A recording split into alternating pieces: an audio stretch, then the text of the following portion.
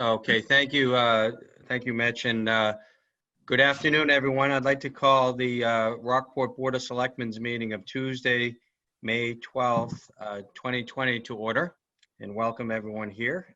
We have a number of items on our agenda, but as I've done in the last couple of meetings, I can't thank enough, we can't thank the town of Rockport enough for their fantastic response to this awful situation that we're dealing with as we continue to deal with, and it keeps moving.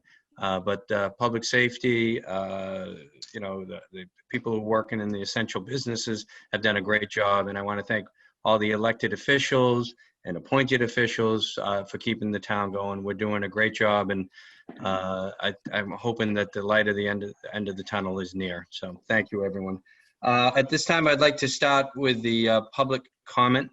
If you would please just state your name and address. Mitch will call you, and we'll start from there. So, Mitch? Okay, if you'd like to speak, please utilize the hand raise function.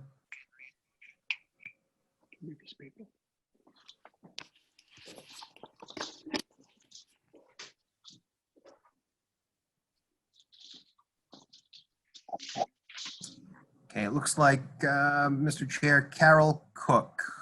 Ms. Cook, just address, please.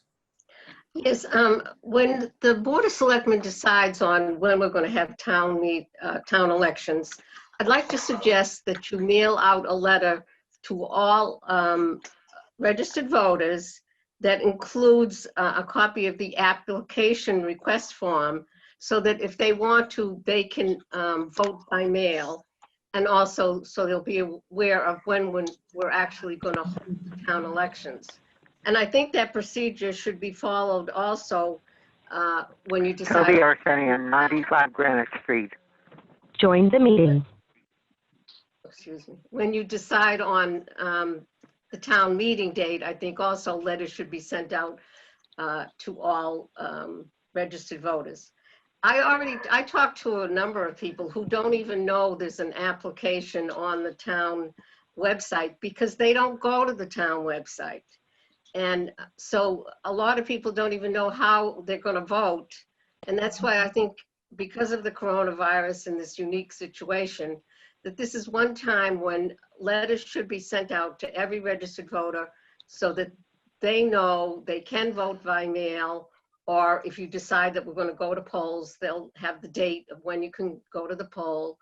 But I think that this is like a rehearsal, that we ought to do this because we may have to do it for the presidential election. Okay. Okay. Okay. Thank you very much, Carol. We will. My understanding is, and it's on the agenda, we'll be talking more about the election later on, so we could have a little bit more of a discussion about that. Anyone else, Mitch? If there's anybody else, please use the hand raise function.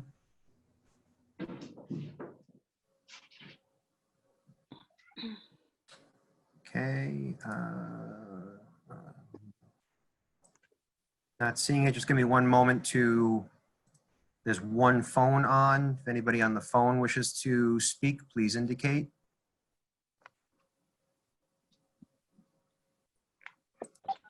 No? Okay. Last call. Oh, I saw. Hang on one second. There's one. Yeah. Heather Sood. Just give your address, please. Hi, yes, can you hear me? Yes. Okay. I'm the owner of both Kala Rupa and Sea Blue Silver on Bearskin Neck. I have had my first store for 13 years and the second store for 7 years. And I'm very concerned about the police that have been in town and on their loudspeakers discussing or audibly speaking to the public that if you are not a Rockport resident, that they are asking us to leave, asking people to leave. And this, Peter Weber spoke tactfully and succinctly about this and mentioned to you as a board that you ought to really join the meeting. That you ought to really consider what it is that you guys are doing. You simply cannot profile people. If you could imagine now that Gloucester folk come down to Bearskin Neck and they've got the Rockport police saying, listen, if you're not a Rockport resident, you must leave. Let's turn that around. Gloucester says to us Rockport residents, you guys are not Gloucester residents. You're not allowed in our grocery stores. Can you imagine this? That we wouldn't even be able to go into the grocery stores if they did what you guys had just previously done. This is really, I understand as of last week's meeting that you verbally support Bearskin Neck and Main Street and the downtown business owners, but in full action, this is not the reality. This is such a detriment to our community. I do understand that people are extremely pumped with fear right now. There is a great divide that's setting aside the political divide that's already run rampant across our nation. Now we're seeing a greater divide in how we're posturing our views and whether or not we are coming into full alignment with the fear and just being almost brainwashed into saying, if you want to pursue your business, if you want to open, you don't care for life, you're not looking to save lives, you're an inconsiderate person, you're a greedy person. These types of things are dangerous, but the presence of the police downtown, the profiling downtown, the loudspeakers of the police asking people to leave immediately, this type of thing is not good for our downtown businesses. We do operate as a seasonal business. That's no secret to anybody on the Eastern Seaboard that this is a very a seasonal period for us. We generally work 9 months out of the year, 3 months of which we are working for profit. 9 months we're busting our tails to get everything lined up. But again, it's 3 months where we take the profit and we have to nest off of that throughout the winter. We're in a serious situation where we've got you as a board essentially establishing the culture in which we are to run and operate our business on the street and the climate in which that will take place. I'm not comfortable with that. I'm also not comfortable with the fact that Sarah had stated, as of last week, the board had appointed her the liaison, essentially being the mouthpiece for business owners in Rockport. So my first question to Sarah would be... Okay, all right. Can you please... That's actually not accurate. Okay, yeah, let's can you wrap it up, because it's 3 minutes and you're over 3 minutes, but Okay. could you please kind of summarize, if you would?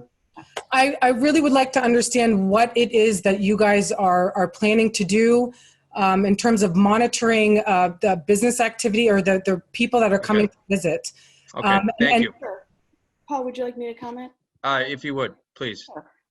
Just to make it clear, the state of Massachusetts is still currently under a stay-at-home advisory, and all non-essential businesses, as ordered by the governor, are closed. So as far as I'm concerned, which I would hope to be the case, that unless they're doing, I know there's a little bit of online with some curbside pickup, but all businesses except essential businesses on Bearskin Neck are still closed. Is that true?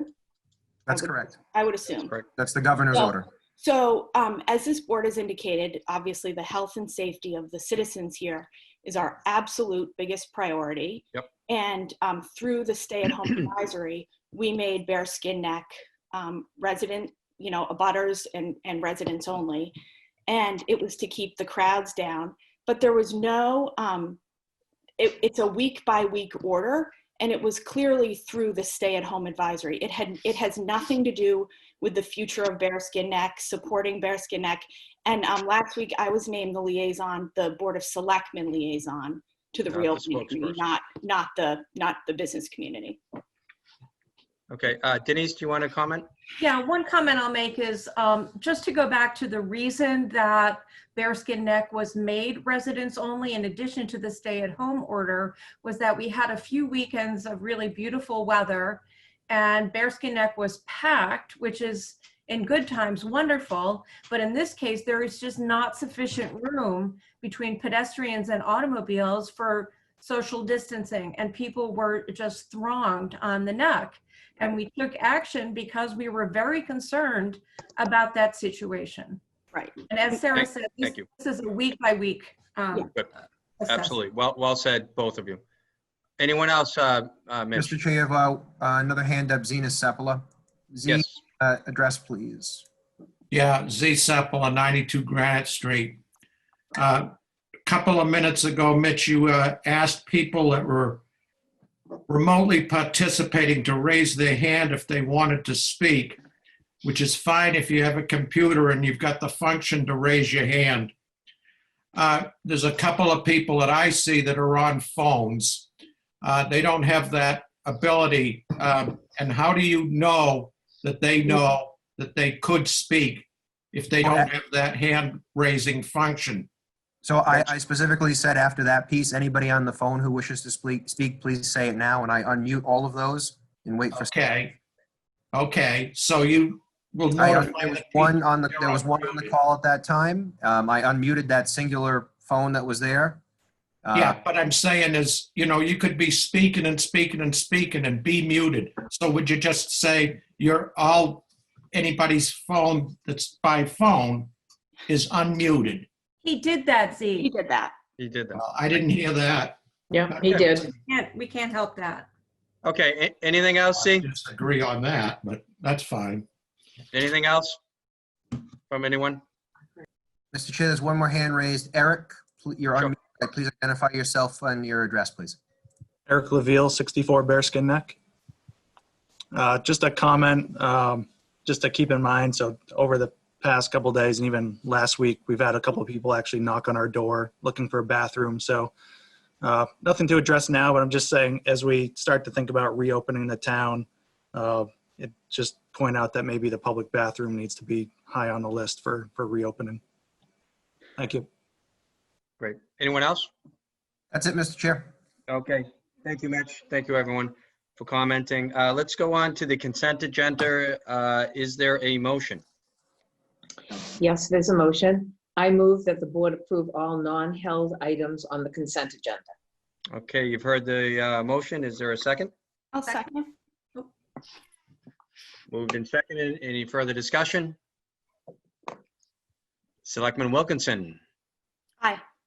Selectman George, Aye. Selectman Donley, Aye. Selectman Campbell, Aye. and Selectman Murphy votes aye, and the motion passes. Thank you very much. Let's move on to the action list. Acceptance of a gift related to COVID-19 response. Mitch, do you want to talk about this, and then we'll get Thank you, board Mr. comment Chair. as well? You want a motion? Would you like a motion first? Sure, we can do that. Sure. This is some good news. Yes.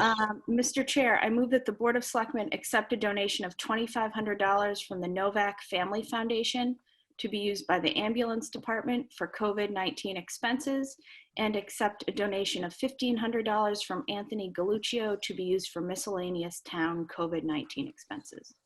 Okay, you've heard the motion. Is there a second? Seconded. Second. Moved and second. And further discussion? Mitch? Thank you.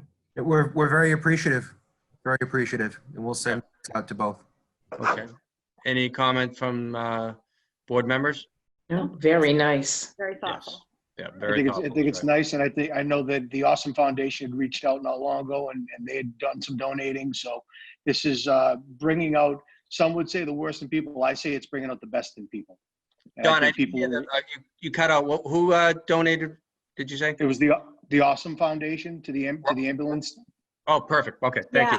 Awesome Rockport Couldn't has made several COVID donations, $1,000 to our ambulance, which was awesome. Yep. Terrific. So I want to thank everybody that's doing that. Yep.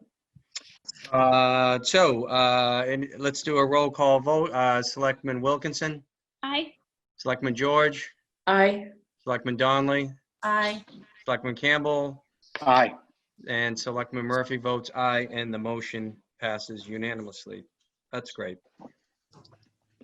Okay, now up next, I am going to recuse myself because this is has to do with the town election, and I am a candidate for re-election to the Board of Selectmen. So any discussion on it, I just think it'd be better that I recuse myself. So I am going to pass it on to our very capable Vice Chair, Ruth George. Okay, so the next thing we're going to consider is considering the date and time for our next town election. As you know, it was postponed. It was supposed to be today. Mitch, maybe you can speak to that. And I think we have We have Pat the Brown on the line, call with us. Yep. and Would you also- like the motion first, or would you like to? I'd go ask that into you it? hold on the motion just for the moment. Yeah. Okay. Yeah, because we Um, don't have a date. We're not positive of. So the- Okay. the date, we have a recommendation, and I'll ask if you can speak to that specific piece. It's a Tuesday in compliance with the bylaws. The piece that I know that her and I discussed today, and we'd like to get some feedback from the board and some support from the board on, is the ability to shrink down the election time. So those municipalities that don't have a defined time in their bylaws can set the polling hours to whatever time that's appropriate. They're allowed to shrink them because of the COVID issue. Unfortunately, or fortunately, I guess, however you just look at it, we have very specific times, 7 a.m. to 8 p.m. in our bylaws in Chapter 3. That does pose a bit of an issue, and I'll ask the clerk if she can speak further on the exposure concerns with her poll workers. But to do something about that, we would have to seek a governor's bill for that. But I'd ask if the clerk could speak a little further on the suggested date. Can you hear me? Yep.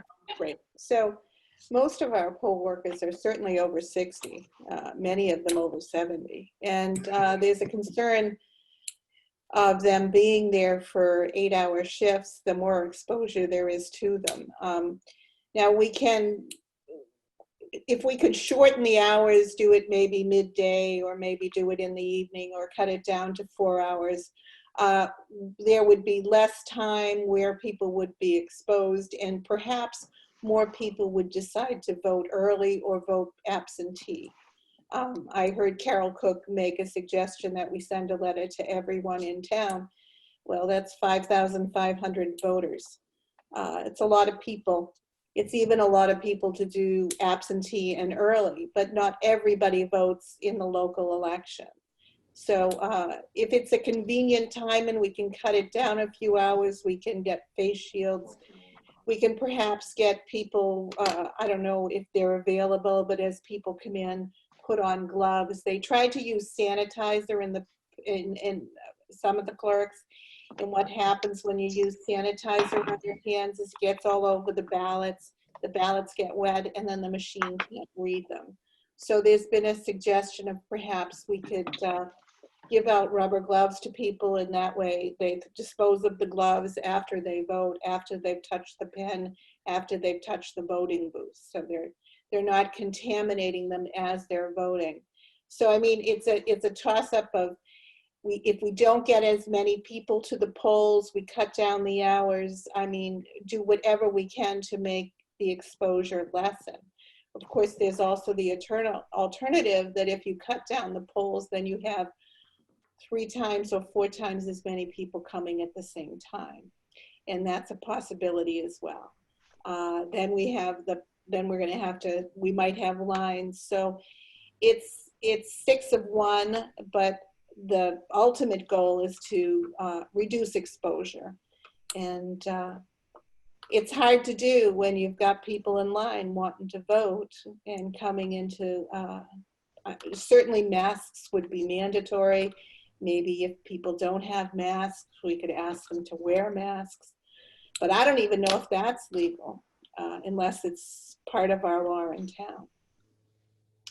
So it's really rough. It's a good start for where we're going. I mean, because we've got an election in September, and we have an election, the presidential election, in November, and there'll be a lot more participation in certainly the November election. And this will give us an idea of what we can do to reduce exposure to election workers who are mostly high risk. The other thing is how many people are going to want to come. Yeah.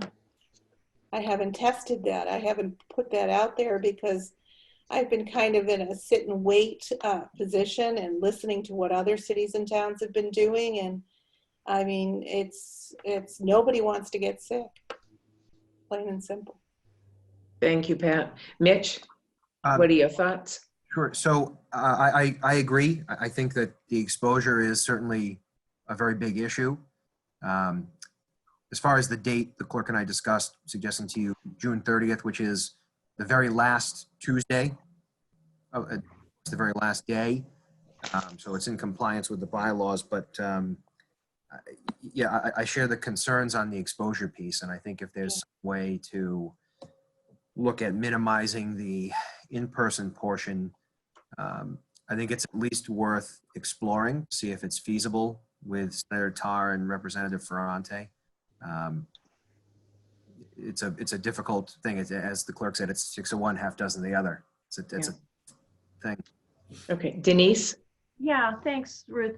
Is there a way where we could use an online tool for people to pick a time to come so that we don't have too many people there at a time and you know what time you're going to vote and the staff can be sort of rotated?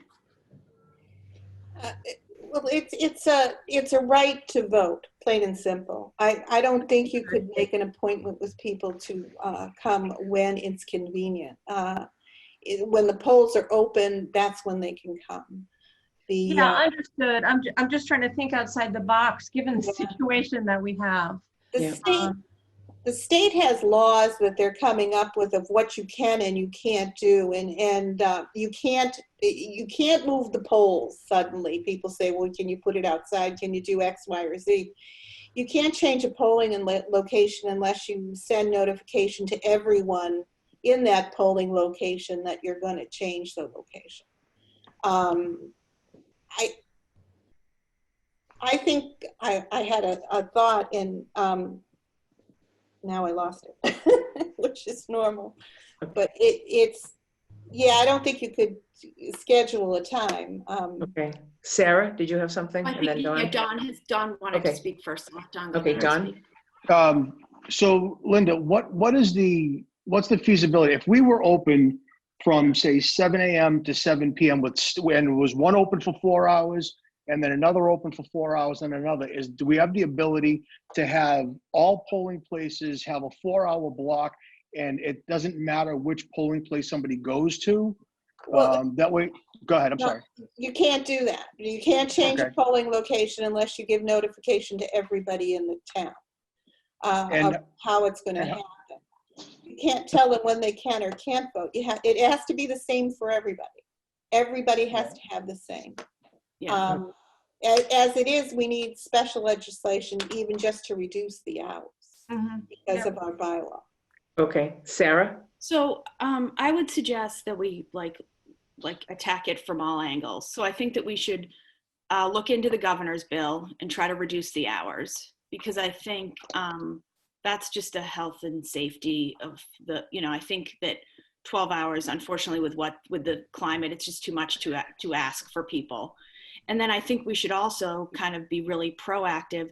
I don't think, unfortunately, we can afford to be sending out letters to every home, but I think we are the beauty of right now. One of the silver linings is we have a captive audience in town between Code Red, the website, social media. So I think, but we have, close to, what is it, 6 weeks, more than 6 weeks at this point? We have some time to. We have some time to really, really push people, to make the applications available, to push out there for absentee voting, let people know the schedules. And then, there are a chance between now and then that maybe the state will relax a little bit more. But I think by decreasing the hours and proactively trying to get people to do early and absentee voting, my guess is that we can kind of control the narrative between now and then. Early voting and absentee voting are interchangeable right now. You can do one or the other. It doesn't matter which is which. Yeah. So Pat, when can we start early voting? We're already doing it. Anyone I just sent out 90 ballots today. Great. So that's great. So maybe we can we're already doing it. My thought came back. The League of Women Voters has offered to help us count ballots and put ballots through the machine. So they are willing to come out and volunteer. So if we can get volunteers to come into the office and start. Well, hold on. That we have to be really careful of too, because town hall is open to the public right now. Yeah, we're talking as are coming in. It's going to be difficult for Melanie and I to open 5,000. Well, I would say probably 25 or 3,000 ballots. Is that the Right. most you've gotten in the past, say? That's about normal for a contested selectmen's race. The same people generally vote. Okay. So, I mean, that's definitely doable if it comes in early. If we get the word out there early or absentee, fill out anything that you want, all you need to do is write a letter to me and I'll send you a ballot. All I Yeah, need I mean, Mitch can start adding it to his weekly Put on code the code red, red. like Monday. Absolutely, because that would be the key. Getting everyone to know that they can get their ballot now, they're home, they can get it filled out, sent in, and then check that box off that it's been done, and they don't have to worry about when the vote is. And it's I think- important to let people, you don't need an application. All you need to do is say, send me a ballot for the local election. Okay, Sign it and tell me where to send it, and it'll go out tomorrow. Didn't even know that. I thought you Yeah, needed the yeah. application. Now we know. So all So, 47 people on this call now know that. yeah, By what mechanism should they be contacting you to get that? So people know, is it an email? Do you need a letter? Which way, a phone call? I need to have a hard copy of a signature because your signature releases the ballot. And when you sign a piece of paper, you're saying, send it to me and I will send it. Okay. It can't be, I mean, you can email to me, but you have to send the hard copy as well. But if you're under time constraints, you want to get it done right away, you can email me with your signature, take a picture with your phone or scan it, and I can accept that. But you need to follow it up by mailing the letter or application. So you need a wet signature. Yeah. So Mitch, that would be great to have those details on this next. Yep. And We'll make sure it's in the next code red. Yeah, and everyone till the election, just to remind people, because that's a really key thing that we can get done. That one letter, and I can let you know this, that one letter you could say for the rest of the elections this year, and I will send you an absentee, because the state is very lenient on whether you're absentee or early right now. And they're not saying you can't be in town. They're accepting virtually anything for an absentee ballot. So if you write that letter and you want a ballot for the local election at the same time, you can say, as well as the state primary and election, and I can send out all 3 of those ballots on that one signature. Goodness, we're learning so much tonight. Yeah. Like Wow. we can all like Great. literally get off this call and write and get all of our ballots for the rest of the year. Get your Absolutely. ballots for the rest of the year, because the state is lightening up with the word absentee ballot a little bit, just because of the times. It's a sign of the times. Great. And so long Great. as I have that piece of paper with your signature on it, that's my backup that you requested a ballot to be mailed to you. Got it. Okay. And then you and Melanie and Mitch can work together on if you guys need additional staff to deal with Yeah, as Yeah. I said, we do have people who are willing to volunteer. And I mean, this stuff can be outside of town hall, but again, you're still wearing masks, you're wearing gloves, you're keeping safe distances, you're doing everything to stay away and proper socializing. Great. Everybody's cognizant of it. Everybody wants to do the right thing. Yeah. Any other questions from the board or Mitch? No, so it looks like we need we do need So there's there's two the different, election and then the governor's bill if we're going to go forward with that. Yeah. So how about if we, the motion for the town election? Are we going with the 30th? Is that what's on the motion? That makes sense to me, right? Yeah. that's the latest possible. Last day. Possible date. Yep. So let's do it the latest possible day. Okay. I move that the selectmen schedule the 2020 town election for June 30th, 2020. I heard the motion. Do I hear a second? Second. I heard a second. Any other discussion? Nope. Okay, how about if I do a roll call vote? Sarah? Aye. Denise? Aye. Dawn? Aye. Ruth George? Aye. And Paul is abstaining, as he said earlier. Yeah. So it's 4-0 with 1 abstaining. Thank you very much. Can I just point out one more thing? That the ballots are going out and the date on the ballots is May 12th. Okay. Okay, all of the ballots are dated May 12th. but it's been a postponement of because of the COVID virus. But your constituencies, they're going to all be calling and say this ballot says May 12th. Well, that was the date of the original election. I want everyone to know that that's been amended now to be June 30th. Okay. Yeah, so I think it's super important that, and I'm sure you and Melanie are already on this, that like, that on the website, there's a separate like button with like FAQs about the election that people can click on, and will, you know, that this is just laid out really clearly, just so that people, so we have somewhere to send people for accurate On the website, it's a little tough to get things right in front of people because it's so hard to navigate. But we'll do the best we can to get it on the front page so they can see that even though the ballot says May 12th, it's still, and we put the applications there, but again, people aren't, they're not seeing it. No, I know. And I can connect up with the clerk's office. We can do an email only version of Code Red so that we can send directly out with it. Yep.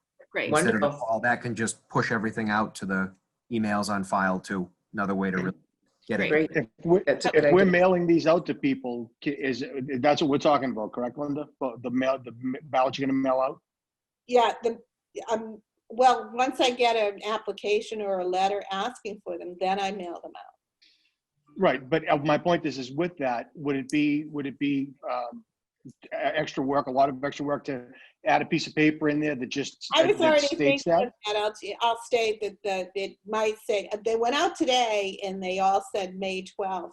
But so there might be some phone calls for that. I was thinking about handwriting a note, but you know what? I think I'm going to just type something up. That's a great suggestion. Yeah. And then Just add it to it. with the ballot and when they go out, and then they'll know that it's still a valid ballot. It's been postponed to June. Yeah, yeah. They have until that time to get that ballot back.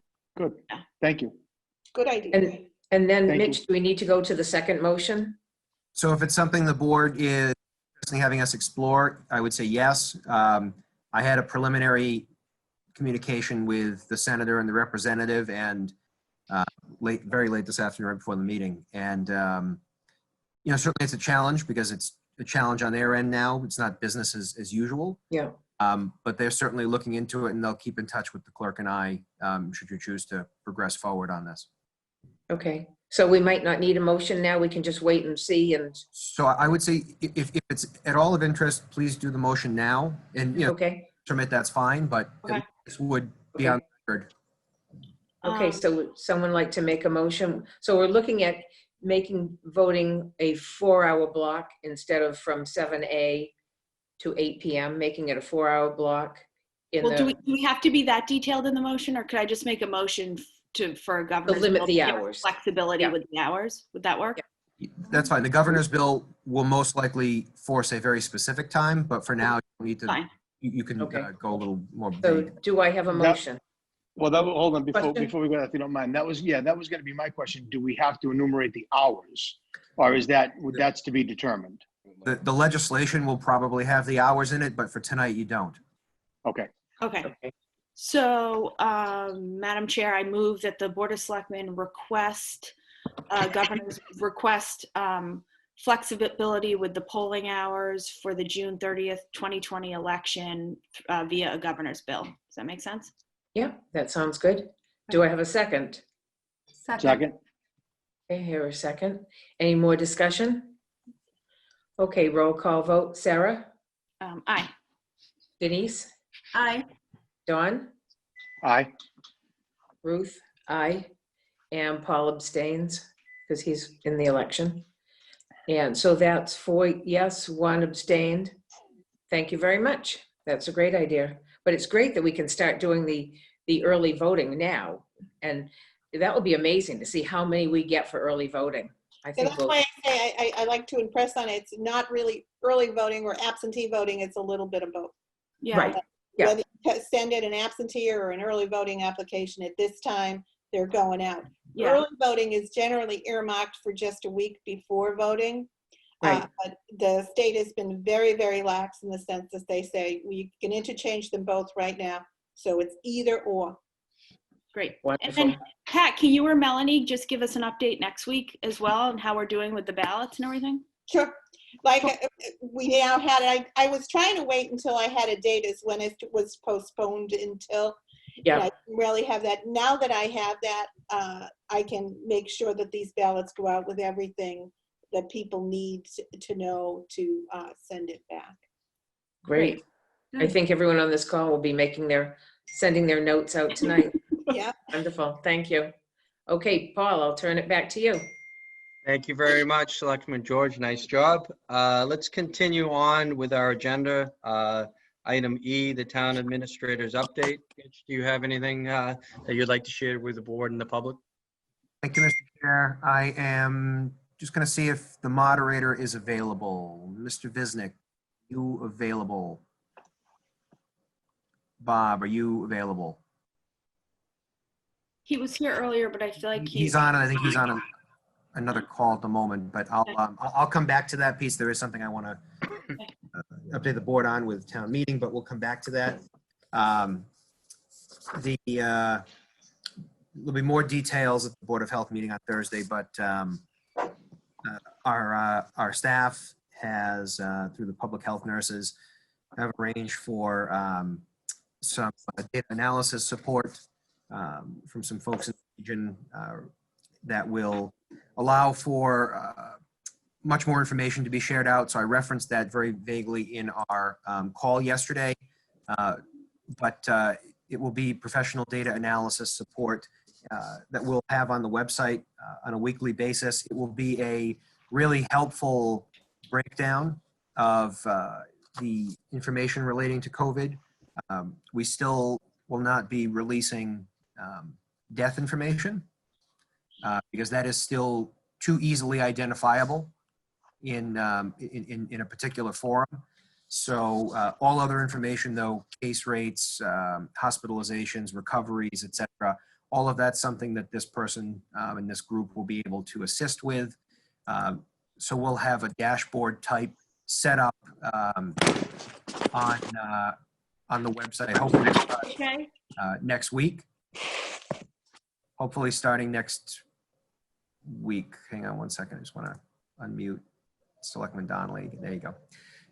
So we're looking forward to that. I think that will be helpful. All of that information will be de-identified, so there'll be no way to link the rest of that to any particular individual or case, which will be great. So there'll be more information on that from the nurses on Thursday, but it's a good thing, I think, for all of us. We're at the point now where there are enough cases where we can certainly start to push some of that information out and be helpful to everybody. Yeah, and there are state resources available to help with that, which is great as well. At no cost to us, which is very wonderful, important. We also have, as a way to increase some of the compliance level with the Board of Health mask order, in addition certainly to having folks downtown on the weekends from the police department, our fire department and forest fire department several days a week are making the rounds throughout town, providing masks to people. Great. Similar to what we were able to do with children's masks. We've got masks individually bagged, and these individuals are just making their way around town, the different areas. They're going up to the parks. They're going around to different areas in town where folks typically congregate, and handing out masks. 100% educational, and reminding people that mask order and saying, you don't have yours or you don't have one, it is an order that you have it on you. Here's one. So everything that we can do to continue to increase that compliance level and to educate individuals on the importance of it and on the importance of the Board of Health's order on that topic. In general, I would say compliance has been pretty good. This past weekend, it was cold, not really the greatest to be out, but even the past few days, those who have been outside the downtown district, there's been good feedback on folks having the mask with them, which was really a big improvement over the last couple of weeks. So some positive news there.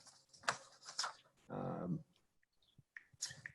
note on something that's not COVID, but certainly a really nice positive for everybody. the donation that the board accepted quite a while back from the Institution for Savings for 15 trees as part of their anniversary. Received those trees, and we've planted all of them at this point. So something a little bit different, but a nice positive. So you'll see some new trees around Town Hall, the area by the restaurant lot, the police department, I believe some at the school as well. So a little bright spot, certainly in everything. There's some beautiful new trees. They've either replaced dead ones, or they're in areas where it's known that we needed somewhere that it would be an enhancement to the area. So That's super cool. Yeah, that's a great. nice positive. Thanks to DPW for facilitating that. Yeah. What kind of trees were they, Mitch? So we have some maple, some cherry, and I believe some elm. Nice. Fantastic. So there's you'll see those around town now. Very quickly on the plans for the reopening group, where really anxiously awaiting. We really need the information from the governor's office. I think that's really the big thing for everybody. We had a ton of interest, ton of folks who have expressed interest in serving in different capacities on this group that have already reached out. So we're really flush with folks who have expressed interest. So I know I'll be able to select some folks from groups that have reached out. Great. That's great to hear. It really is. And we'll also have some representation. I referenced it at the Board of Health this week. I'll ask them this week as part of their agenda to select a designee for that. We'll also have public safety present. We'll have represented and some other areas. But at the end of the day, everything comes down to what the governor will allow. Yeah. What his phasing plan is. So he released yesterday what his 4 phases are. And what hygiene standards are, but nothing behind that at the moment. Yeah. It's great to at least know what the phases are. Yeah. The devil's in the details, and it's critical for us to know who's in phase 1, who's in phase 2. And from what I understand today, I was on another call. I didn't catch his update, but some anecdotal reading afterwards indicated that we may not find out until the 18th. So before we're really able to start the actual planning, we need to know what he's going to allow. More will come from that next week. Mr. Chair, if I may? Please. Mitch, the reopening group will also include representation from town businesses, correct? It does. Yep. That's what we've gotten quite a bit of interest from people who've already reached out. Good. Great. That's right. We have some really good, a good amount of people who've shown interest. So. Good. And the other item is this discussion on this particular topic. Denmark. There's been quite a bit of information relating to Denmark and everything going on there. The state has intervened in that facility, and the town has been very, very involved. I want to specifically thank our public health nurses who are really on the front line of that, dealing with all of those issues. Our emergency management director has been very involved with MEMA and trying to continue to get some additional resources. The town has been working very, very closely with them for the last couple of weeks, and they've been in need. They're in need of assistance. The state has provided that. The National Guard was on site on Friday to do some testing. I would say much more is needed. It's the start of the process for them, but the state is now involved, is now actively monitoring. They've designated a crisis consultant closely with Denmark, and we'll certainly be in touch on that. I'm in touch with one of the undersecretaries from Health and Human Services, who is a point person on long-term care facilities and intervention levels that are needed. So we are actively monitoring and doing everything we can on it. Tremendously sad. I think that's really the bottom line. It's tremendously sad. There are a number of cases in long-term care facilities and congregate living facilities, as I indicated in the call on Monday, that raised the count very significantly in town. And the folks who have the real ability to force change is the state. and his Health and Human Services is the COVID Command Center, and they are now actively involved in that process. And we also appreciate the support from regional colleagues and Senator Tar and Representative Ferrante for also continuing to really push that. So it's active, going. Things are changing by the day there. So when this comes back up on Thursday at Board of Health, there'll be, I'm sure, more information to share in addition. But please know that we have been and we continue to be very actively monitoring and pushing change for that facility. Thank you, Mitch, and thank you for keeping us abreast of what's going on. Sure. I just want to check back, Mr. Chair, one more time with the moderator. Let me just quickly see if he's done. Mr. Moderator, are you still on the call? We could come back to him after we do letter F, Okay. if he's not on there now. Yeah, he's not yet. I'll send him a quick note here Okay. as well to get him. Why don't we move, unless there's anything else, Mitch, why don't we move to letter F, consideration of current or additional restrictions related to COVID-19. I had one, I don't know if Mitch does, or I had a suggestion on this. Yes. Why don't you go ahead, Selectman Wilkinson? Okay. Mitch, did you have anything on this, or are you open to it? If you want to start, I was going to Great. push it back to the board on that. Yep. Okay, great. And I just before we get into it, I wanted to thank Mitch as well. He never thanks himself, but for all of his work on Denmark. I know that Mitch personally was up there last week and spent a significant amount of time kind of managing the situation and coordinating the state, our local response with the managing the local response with the state response and kind of coordinating. And I know for a fact that it was a 24/7 job all weekend long. Yep. And as this board has indicated, our residents are clearly our most important asset in town. And that includes obviously every single resident of Denmark. And it's terribly sad. And I just want everyone to know that we share in the frustration of the families who, have loved ones literally stuck in these facilities and they can't visit.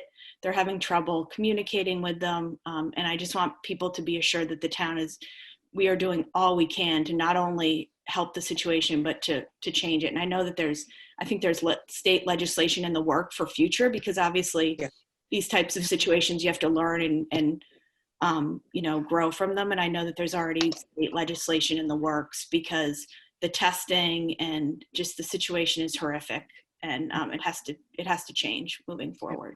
Right. And if Well said. Yes, Selectman George? If I could, just to add to that, shout out to the staff up there who have been coming in and helping with the patients and doing a tough job with so many of their staff out and all of those things. So a big shout out to them too.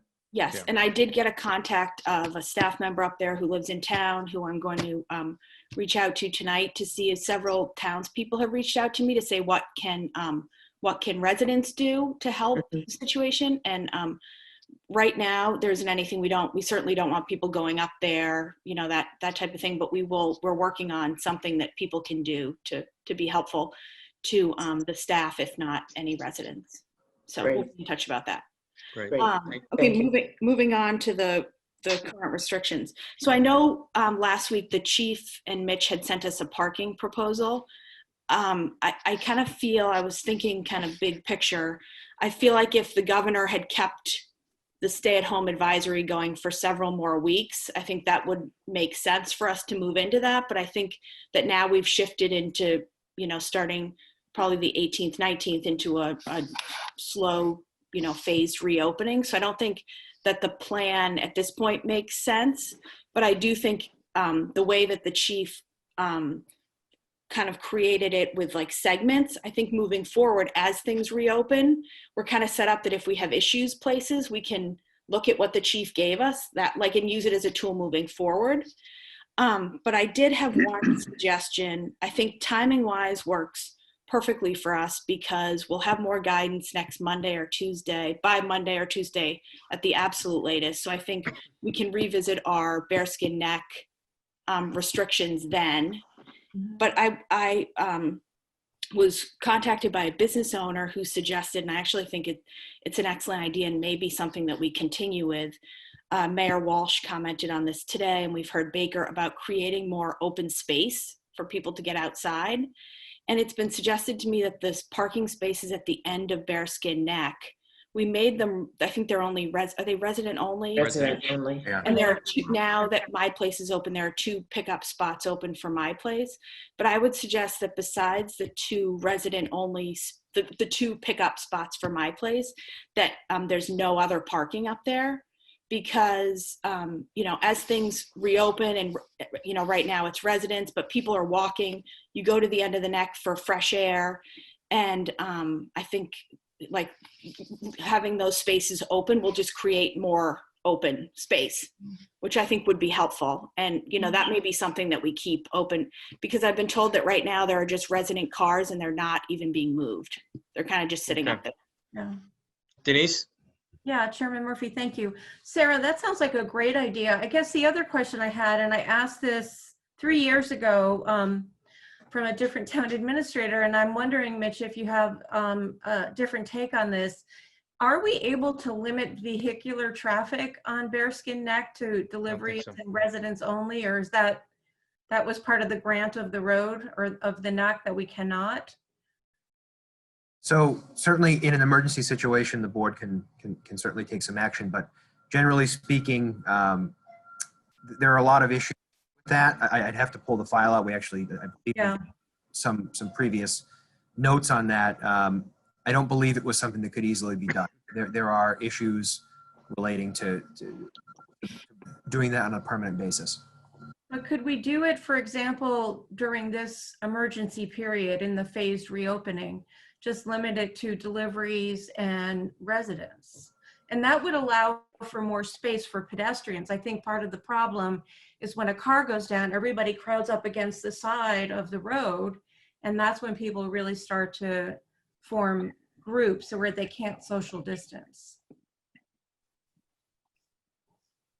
I would say, I think you could, for probably a limited amount of time. It'd have to be certainly residents, abutters, deliveries like it is now, but Pickups, food pickups. Yeah. yeah, the only note I would say is, are those food pickups that are there as these food establishments start to reopen? I think some accommodation for. Yeah, it does. I think I would argue that we keep it the way it is right now, and hopefully we're moving towards a place in which we're opening things, not restricting anything. That would be my opinion on that.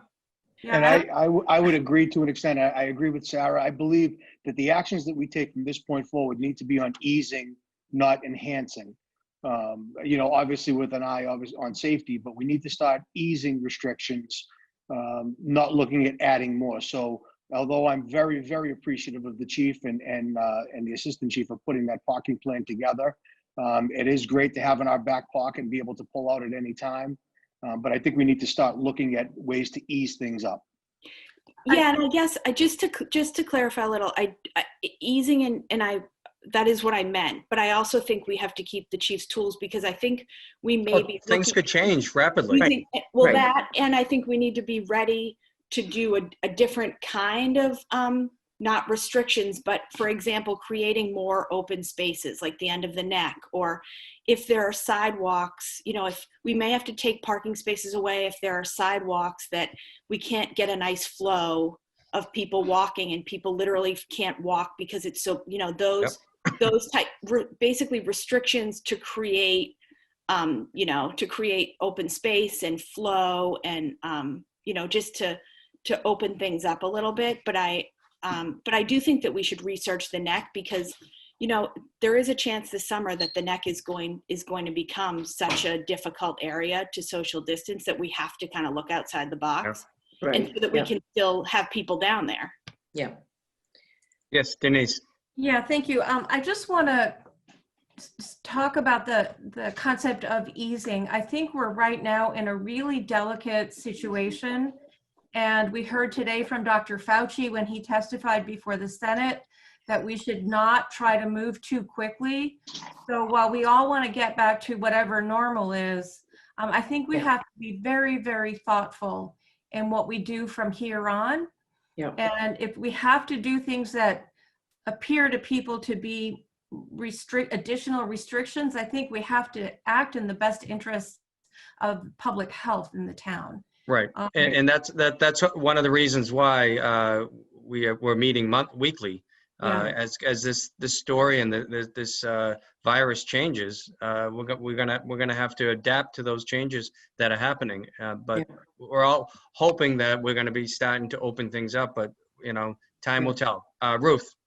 Yeah, I just think I agree with what both Sarah and Denise said. I mean, I think we need to be thoughtful of the long run. I think we need to be thinking of not only this month, but July and August, when it's very busy, that we're still going to have restrictions down there. Yep. And I think we need, whatever we do needs to match up slowly with what we're going to do there. I'd rather go slow now and open it up slowly and get more open than Agreed. open it all up and having to shut stuff down. That's Agreed. when the people are going to start coming in July and August. Even day trippers are going to start coming, or people from Gloucester, whatever. So we need to do it slow, methodically, and think about it as we're opening up for the long run. Yeah, I mean, I Mother's think- Day, Sunday was Go ahead. busy now. Oh, sorry, Don, go ahead. No, please, go ahead, Sarah. I was just Wait. going to say, Sunday Mother's Day was busy. I just, drove through downtown and it was busy, and I was very grateful that, and actually I meant to add this in. I think the restaurants that have opened so far, I give them so much credit for thinking outside the box and finding like really creative ways to serve the public safely. I've had so many people tell me and compliment the restaurants that have opened and what they're doing and how excited they are to support restaurants that are going out of their way to make you feel comfortable going there. But when I drove by, I saw people safely waiting outside the Blue Lobster on the corner. And I was like, goodness, it made me feel so good about kind of the restriction. It worked. And there were a lot of people down there, but it wasn't overwhelming. There wasn't a huge crowd. So I was just kind of feeling comfortable that we had, taken steps, and we've made a lot of adjustments, a lot of changes, but I felt really comfortable about it. Yeah. Thanks. I think what we need to do is make decisions based upon statistics and not based upon feelings. And I think we're doing that. I think we're making thoughtful decisions, but I think we need to have the statistics bear out as to which direction we go in. By our last update, there were 71 cases. 34 of them were in long-term care facilities. So, I just want to be careful about the decisions that we make. I obviously want to make them. I'm not looking to make unthoughtful decisions or decisions that are in contrary to the public good or public health. But we also need to make those based upon statistical evidence that shows us the direction that we should be moving in. Yeah, and I think, if I may, Mr. Chair, the support that Mitch will be getting from this data and analytics group will help us do exactly that. Yep. We'll get a real understanding of what the rate among our population is in Rockport and which direction we're moving in. So Yeah, I agree. I would also add that I think we probably have several business owners downtown on the call tonight from the downtown area. And if I were my advice to them right now would be, take this week, if you haven't already, to start working on, how to create with the space you have and what you envision for social distancing and your business and how it would work, and think outside the box, creative, curbside, because I think now's the time to do that. And because, I don't think anyone here thinks the governor is just going to say, all small businesses can open next week. It's, it's a free for all. I think that now's the time to kind of take the thought, make a plan. And I'll tell you, from everyone I know who shops, I think the more thought that's put into it and the more safely it's done, the more likely you are to have business in all of your stores. Right. So. Absolutely. Well, we're going to move forward. I have no doubt that the town will work for the best interest of all our residents. And again, this is ever changing, and I think we're doing a good job. And certainly a lot of people have put a lot of time into this. And let's see how things unfold. And hopefully we're going in the right direction. Oh, so do you want a motion about the neck? Please, if I may, Is that okay? please. So I'm not sure how many space, I don't have my plan. I don't know how many spaces. So just, if you just give me your intent one more time, I'll let you know what we So need. the intent is to keep the 2 pickup spaces that are designated for my place, which I assume was done through the police or food inspector. Yep. And then to make no parking the rest of the neck. So it's open for the turnaround of cars and then for people to walk and get fresh air and enjoy out And there. properly socially distanced. Properly socially distanced. But I think a proper motion for that would be move to maintain the 2 5-minute pickup parking spaces at the end of Bearskin Neck, and all other spaces shall be no parking until further notice. So moved. Okay. Seconded. You've heard the motion. It's been seconded. Any further discussion? Hearing none, let's go. Selectman Wilkinson, Aye. Selectman George, Aye. Selectman Donnelly, Aye. Selectman Campbell, Aye. and Selectman Murphy votes aye, and the motion passes 5-0. Thank you very much. Before I go, I'd like to, is there anything else, Mitch, under F? Mr. Chair, we have nothing under F, but the moderator is back and available. Ooh, good. to talk about Oh. town meeting. This day keeps getting better. For me too. How are you, Mr. Visnick?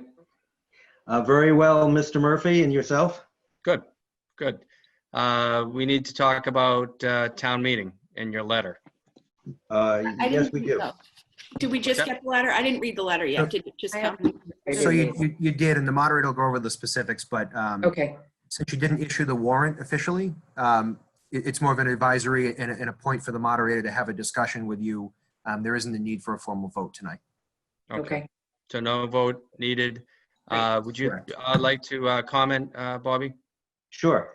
Yes, yesterday I spoke with Mitch and you, Mr. Chairman, and Town Council to try to see what alternatives we have in terms of an actual physical town meeting, and if so, where we might have it and when we might have it. And it seemed like the first order of business, since my first letter to you, which seems like it was years ago, moved the town meeting date from April 4th until May 16th, which is this Saturday. And my letter this morning just moved it again to June 13th, with the caveat and notation that that's probably not the last word on the subject.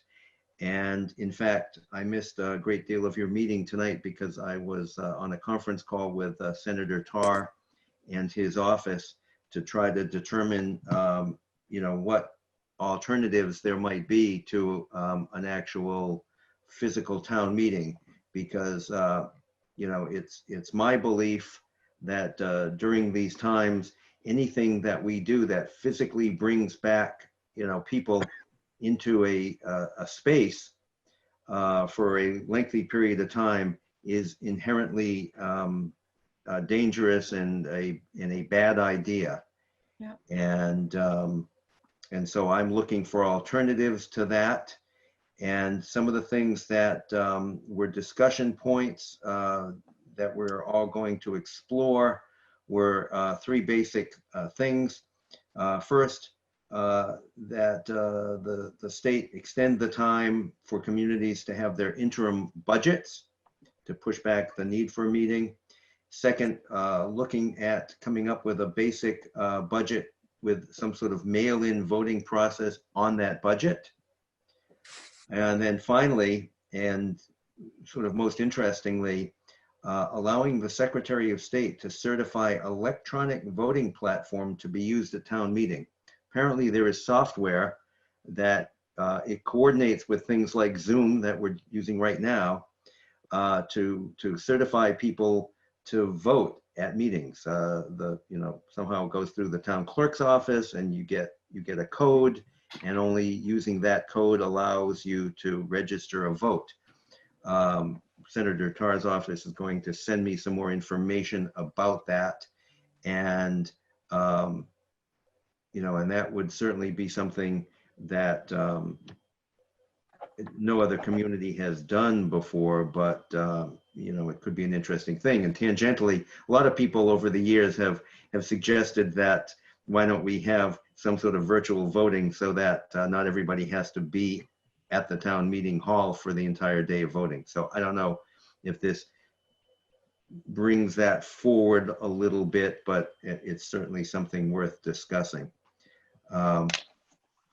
And so as a result of that meeting, we all had some of our homework to do to explore these things. And I'm going to have another conversation with Senator Tarr's office later in the week, and I'll fill you in through Mitch on the results of that. Okay. Well, again, this is it's a moving target as well. And this will be interesting how we're going to handle this. Is there any comments from the board or questions? Denise Donnelly? Yeah, thank you, Mr. Chair. I am aware that there is some legislation that's been filed in this session to allow representative town meetings to That's correct. be conducted virtually. And Yes. I wonder if we could somehow add ourselves to that legislation. Well, we talked about that. And in fact, the senator thought that would be a very hard thing to do to do that. But there was some other parts of that bill that in communities that had a quorum requirement, that you could lower the quorum requirement and also limit what was on the warrant.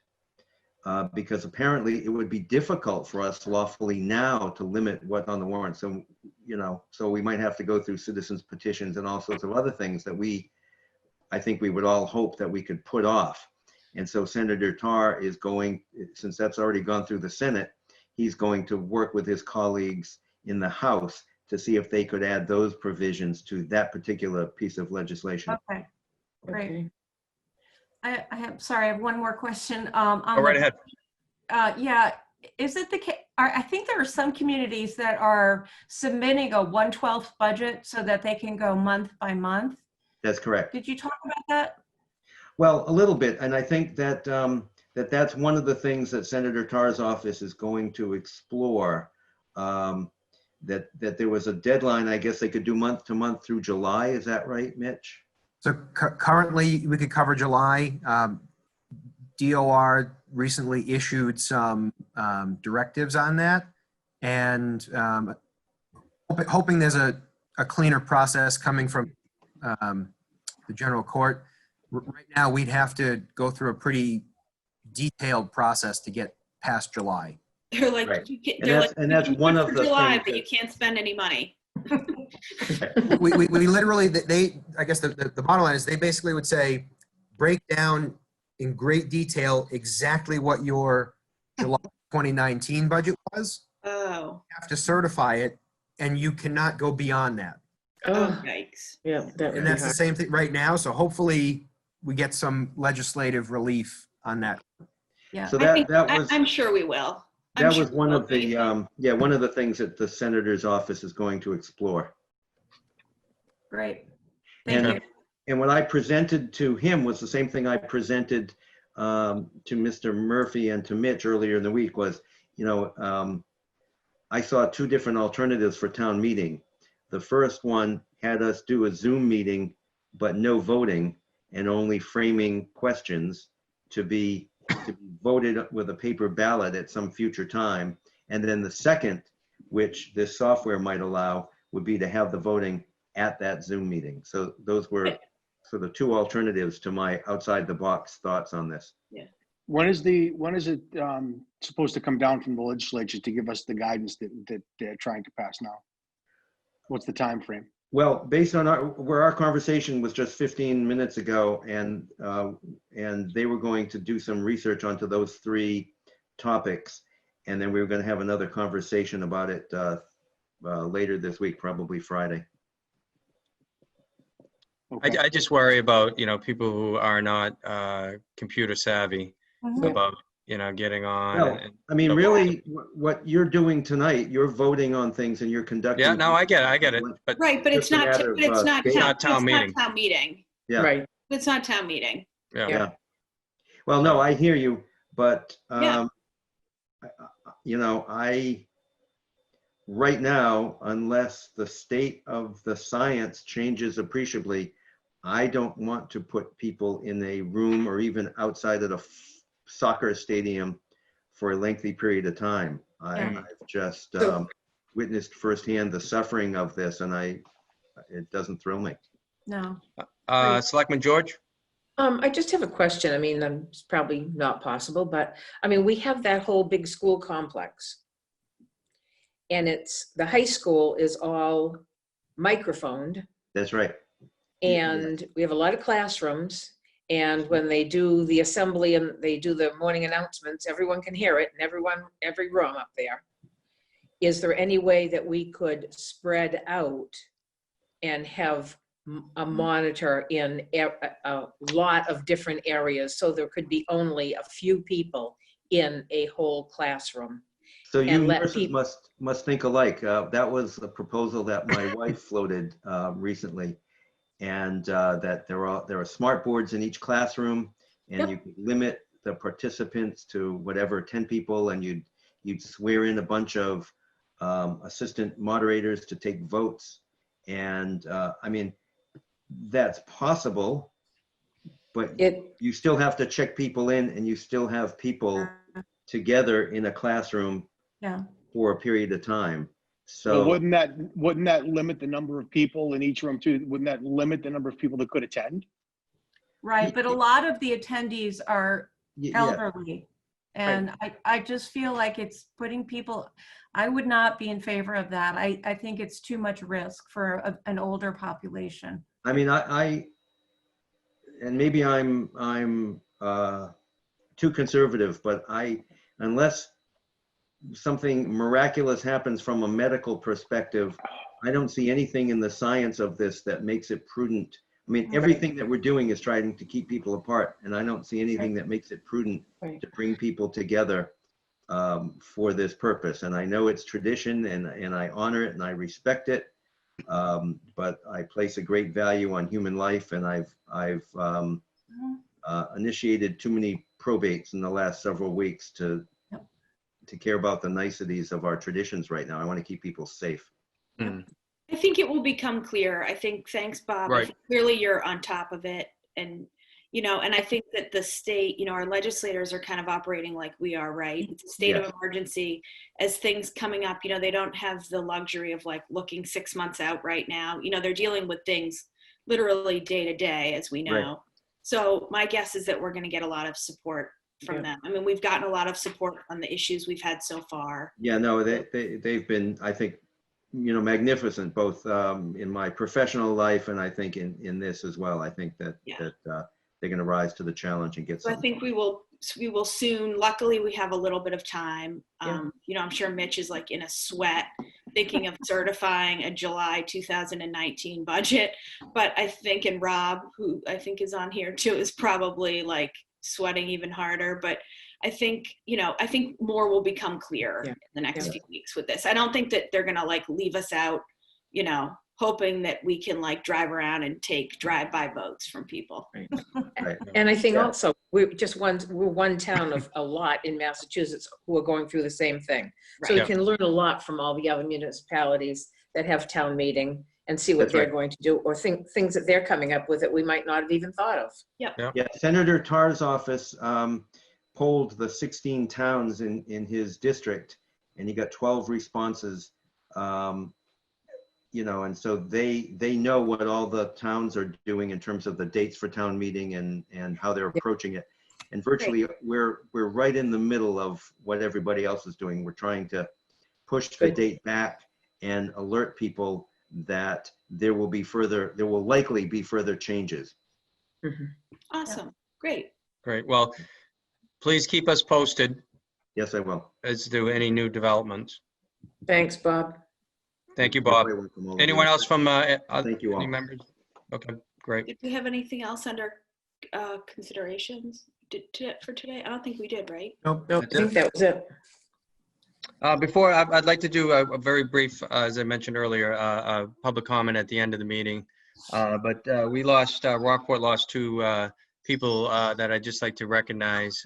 We usually do a moment of silence, but we're not in the same room. But we lost Andy Hines, who was a former selectman for the town of Rockport and served the town very, very well, as well as I believe on the commissioners, Board of Commissioners or Conservation. I think he was on Conservation.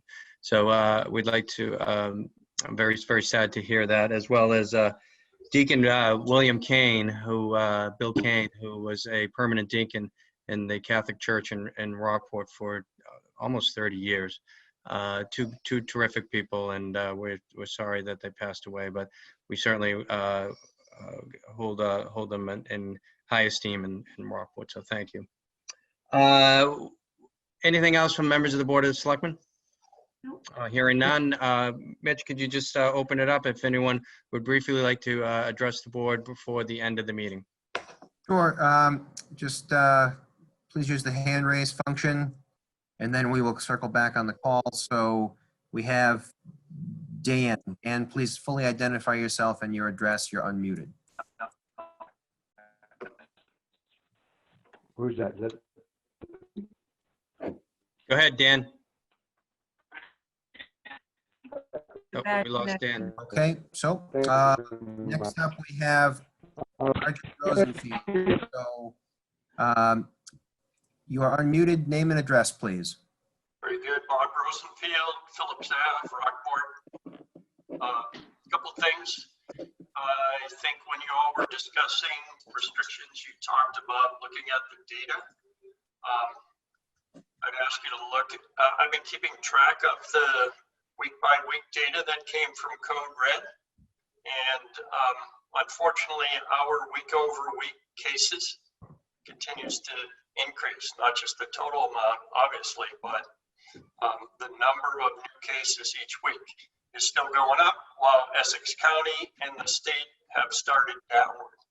Now, I would surmise that a lot of that's about our long-term care facility, but I would ask you all to look at that and help all the community understand whether our rate of new cases is going up or going down or staying the same. The second thing I would ask about is the availability of testing. I really want to support all our merchants, and also the people that are working in those enterprises. And I think an important part of what the governor is talking about is that workplace safety and that people can be tested. And it seems to me it's a struggle to get down the line to Beverly for a lot of folks. It doesn't appear we have testing on the island. Maybe I'm missing something, but I'm hoping there's an opportunity for Rockport, perhaps together with Gloucester and Manchester and Essex, can explore ways that testing can be accessible. So if someone's going to work in our fine establishments, that the owner, the employee, and the patrons can have a level of comfort as the governor would like to see, as I think we all would like to see. So what's the likelihood we could get some form of availability of testing for our citizens on island? Okay. Thank you very much. I think Sarah wanted to comment briefly. Yeah, that's an excellent point. Maybe that's something we can add to discuss with the Board of Health on Thursday night. We can talk, maybe, Perfect. Ruth, we can talk to Barbara about that. Yeah. Perfect. But I think Anyone else, Mitch? So, Charlie, I'm sorry, Sarah, did I cut you off? Nope, good. Oh, I'm sorry, okay. Go ahead, Mitch. Charlie CV is next. Charlie, name and address, and you're unmuted. Charlie CV, 18 Frank Street. There have been a couple of times during this meeting where there's talking about communicating via the web and all that. We cannot assume that everybody is hooked up to the web. Yep. And any discussion of voting electronically, you're disenfranchising people right away. We're simply not going to be able to do that with any kind of legality at all. Some of you know I take a dim view of the town website as a communications device. And if we're going to get this vote by mail thing going, we've got to use other media other than simply electronic communication. No, we hear you, Charlie. We hear you. Yep. Thank you. Absolutely, yep. Thank you, Charlie. Anyone else? Bean and Leaf, the ice cream shop. You're unmuted. Name and address, please. Can you hear me? Yes. Great. Jed Coonley, 12 and 14 Bearskin Neck. A couple of points after listening to the meeting about the car. I think Selectman Campbell has some great ideas of thinking about more easing restrictions instead of adding them. Tonight it seems like we just added more restrictions with parking at the end of Bearskin Neck.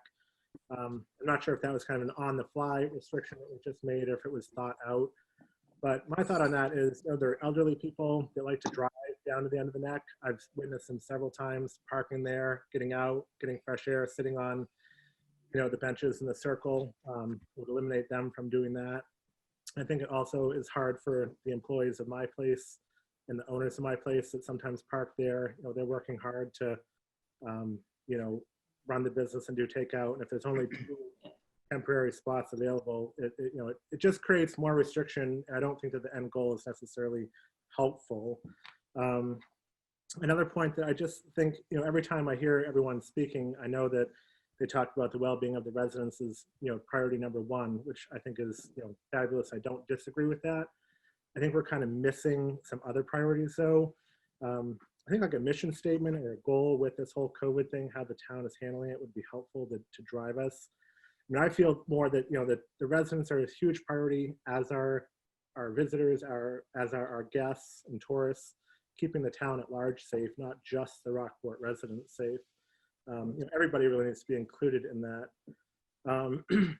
Another thing, just, the social distancing and the mask wear. I know downtown it currently is required to wear masks in the business district.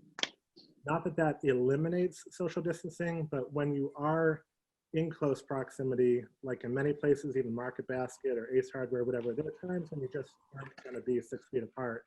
And with everyone wearing the masks, it makes a very, very short period of time being less than 6 feet, acceptable. Then, obviously you quickly branch back out. We're kind of really thinking on both the social distancing and the mask wear. And I know the 18th, it's hard for everyone to think about what the 18th is going to mean with the state reopening and their plan. But I think with the reopening board that has been formed or is forming, for that to get rolling sooner rather than later, and to really get everybody involved, that is in the business community, would be extremely helpful. And Great. Thank you, Jed. Sarah, I think you wanted to comment. Sure, just to comment, I just, as a follow-up, it was actually the owners of my place that reached out about the end of the neck, that they thought it would be more valuable as open space because all of their observations are that cars are just left there and it's basically become dead space. And they'd rather see people be able to enjoy it as open space. And as places reopen, if someone does get food or takeout from somewhere, creating more space for people to enjoy it. So it was actually them that reached out about it. Okay. Anyone else? Denise? Yeah, thank you, Mr. Chair. I just want to underscore that as members of the Board of Selectmen, we take an oath to protect the citizens of Rockport. And the Board of Health takes an oath to protect public health. So I want people to understand we're doing our jobs. We understand all of the concerns and are as empathic as we can be without actually being in the situation of business owners. We all want things to get back to normal as quickly as we can, but this is our job. This is what we're here to do. If I can, if as we talk about oaths, we also take an oath to defend the Constitution, and there are some constitutional issues here that I just want to make sure that we're mindful of. Again, this is not to discard public safety. This is not to cast it aside, but we also need to be mindful of the Constitution as well. Which we always are. Exactly. That goes without saying. Please don't imply that. Right. Yeah. Please don't imply that we aren't. Yeah, exactly. That Okay. wasn't an application. That was my opinion. Is anyone else? Right. No, totally. And Mr. Chairman, honestly, Eric is another public comment when you're ready. I'm sorry? Eric is also up for public comment. Go ahead, Eric. It's unmuted. Name and address. Eric LaVille, 64 Bearskin Neck. I just wanted to also comment on the parking up top. Similar to Dock Square, I think that the 2 parking spots for pickup at the end, even though they were requested by my place, should be reserved for general restaurant pickup. We're gonna have. They are. Okay, Top Dog is open. They are open Dave's for any restaurant. Yep. Okay, currently they're just being used by business owners to park there. So if we're not going to allow resident parking up at the end, we should enforce that they're not allowed for more than 5 minutes. Okay. Thank you, Eric. Anyone else? Mitch? Okay, so let's see if there's any other hands raised on there. Katie Cahill's waving. Katie, name and address, please, for the record. Hi, Kate Cahill, 3 Mount Pleasant Street, Katie's Gift Shop. Sorry, I couldn't find the hand wave function thing, sorry. But it worked, thank you. I guess my thought with regard to my business, especially where my location is, I see no point in opening up until the public restrooms are open again. Because I will be the first person that they will come to and say, please, may I? So that, just my 2 cents. I have no intention of opening until the public restrooms are open again. Thank you. Okay, thank you. Thank you very much. Just quickly look, if there's anybody else, please use the hand function. All right, Mr. Chair, there are 2 people on the phone. Hold on one moment. So the two phones are unmuted. Does anybody calling in wish to offer public comment? The phone line is unmuted. If you do, please identify yourself. Okay, I think there's one hand So raised. we'll mute the phone lines again. Mitch, nice job. Yes, so thank you. Carol Cook, I think you just said your hand. Oh, thank you. Name and Final. address. 171B Thatcher Road. I must have raised my hand 10 times, but you know, we had this discussion in the beginning about voting and how to let the people know that you could vote by mail, but nobody talked about, well, how can we advertise this? And I just wanted to suggest to Pat that first of all, you said you're going to write something explaining how somebody could just write you a letter and say, I want to request a ballot for, you know, all the elections and just sign it. Well, please write that letter and post it up on the, in the post office, and also put copies of the application. Just put copies of the application in the post office so that if somebody sees one, they might pick it up and say, oh yeah, I want to vote by mail.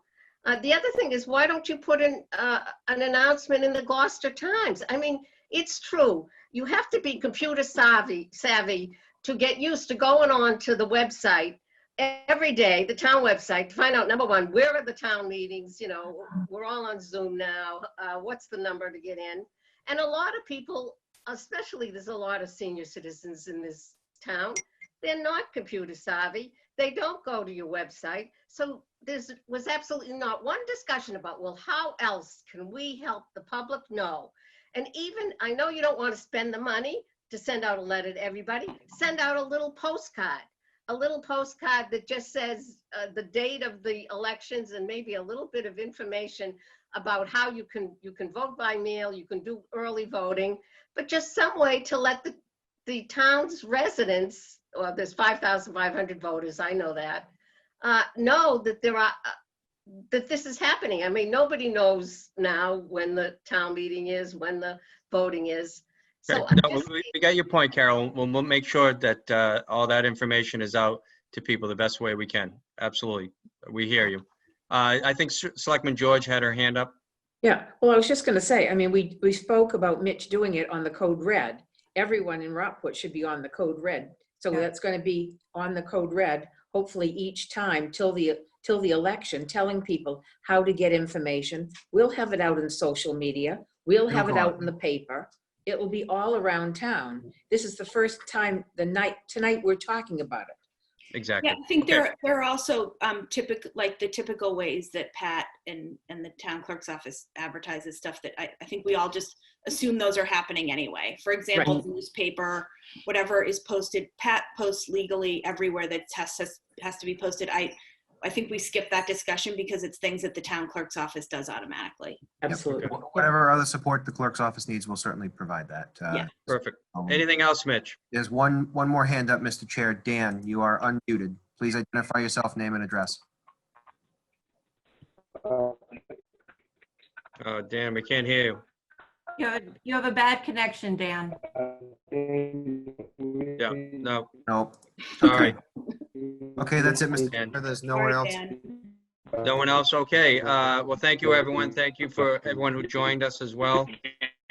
We will be meeting next. We Go still ahead, can't hear him. Sorry. Sorry, Dan, we just can't hear you. We'll be meeting next Tuesday, same time. And again, the Board of Health meeting is on Thursday evening at 6. And people, we encourage people to join us as well for that, or join them. Is there a motion to adjourn? I'll make a motion. Okay, there's a motion. Is there a second? I'll second it. Moved and seconded. Roll call vote. Selectman Wilkinson? Aye.